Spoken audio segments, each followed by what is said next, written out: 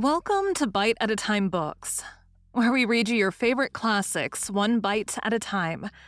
My name is Bree Carlile, and I love to read and wanted to share my passion with listeners like you.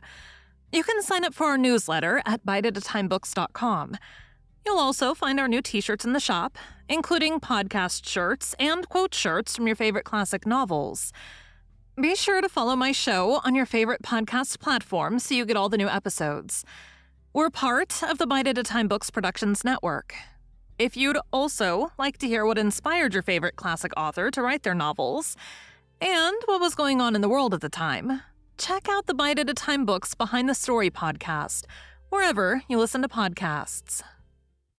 Today we'll be continuing Les Miserables by Victor Hugo. Chapter 17. Mortis Pater Filium, Morituum Expectet.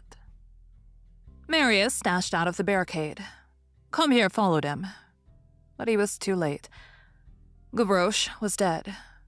Combeferre brought back the basket of cartridges. Marius bore the child. Alas, he thought, that which the father had done for his father, he was requiting to the son.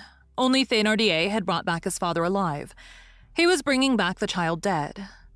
When Marius re-entered the redoubt with Gavroche in his arms, his face, like the child, was inundated with blood. At the moment when he had stopped to lift Gavroche, a bullet had grazed his head. He had not noticed it. Courfeyrac untied his cravat, and with it bandaged Marius's brow. They laid Gavroche on the same table with Mabeuf, and spread over the two corpses the black shawl. There was enough of it for both the old man and the child. Combeferre distributed the cartridges from the basket which he had brought in. This gave each man 15 rounds to fire. Jean Valjean was still in the same place, motionless on his stone post. When Combeferre offered him his 15 cartridges, he shook his head. "He is a rare eccentric," said Combeferre in a low voice to Enjolras. "He finds a way of not fighting in this barricade." "Which does not prevent him from defending it," responded Enjolras. "Heroism has its originals," resumed Combeferre. And Courfeyrac, who had overheard, added, "He is another sort from Father Mabeuf." One thing which must be noted is that the fire which was battering the barricade hardly disturbed the interior. Those who have never traversed the whirlwind of this sort of war can form no idea of the singular moments of tranquility mingled with these convulsions. Men go and come, they talk, they jest, they lounge. Someone whom we know heard a combatant say to him in the midst of the grape shot, "We are here as at a bachelor breakfast."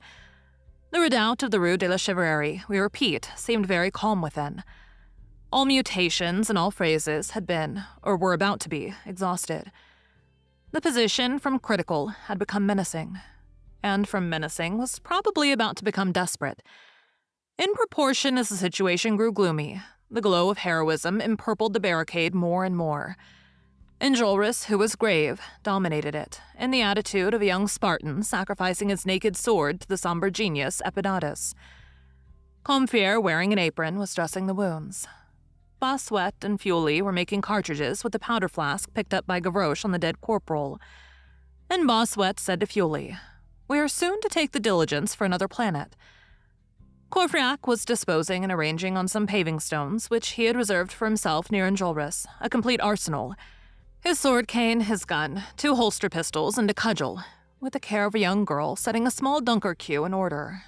Jean Valjean stared silently at the wall opposite him. An artisan was fastening Mother Huchelot's big straw hat on his head with a string, for fear of sunstroke, as he said. The young men from the Cortigo des Ayes were chatting merrily among themselves, as though eager to speak patois for the last time. Joly, who had taken Widow Huchelot's mirror from the wall, was examining its tongue in it. Some combatants, having discovered a few crusts of rather moldy bread in a drawer, were eagerly devouring them. Marius was disturbed with regard to what his father was about to say to him.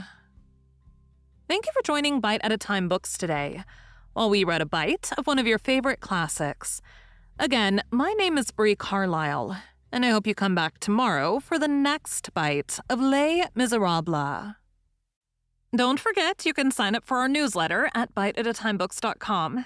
And while you're there, check out our t-shirt shop. You can look in the show notes or on our website, biteatatimebooks.com, for the rest of the links for our show. We'd love to hear from you on social media. You can find us everywhere at Bite at a Time Books.